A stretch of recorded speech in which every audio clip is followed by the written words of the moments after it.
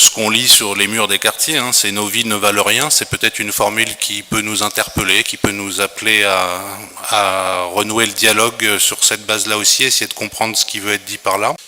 Nous, on a l'impression que le bilan global qui ressort du contrat de ville et les objectifs qui sont fixés, ils sont pas très spécifiques, pourraient être plaqués sur n'importe quel quartier prioritaire de n'importe quelle ville, qui n'est même pas très différent de ce qu'on dit depuis des années, des décennies, plus de 20 ans en fait.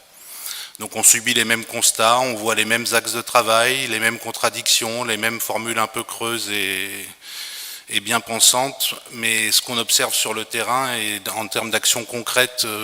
n'est pas au rendez-vous visiblement. On voit ressurgir l'idée d'une maison de quartier, ben oui, c'est un sujet qu'on porte depuis longtemps.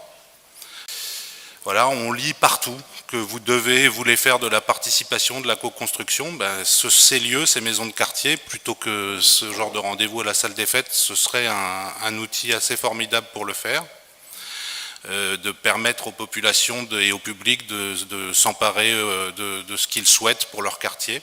et de faire du fameux aller vers, comme c'est précisé dans le document, d'une manière un peu plus naturelle. Et à ce titre, dans la lignée de tout ce qui vient d'être dit, le choix récent de construire le centre social crèche-bibliothèque à minima nous apparaît assez clairement en contradiction avec tout ce qui est mis en avant dans ce document. Enfin, un point central, moi je n'arrive pas à comprendre pourquoi le contrat de ville intégral lui-même n'est pas communiqué en annexe de la délibération alors que nous délibérons pour le signer. Et c'est pour ça qu'on votera contre en l'occurrence.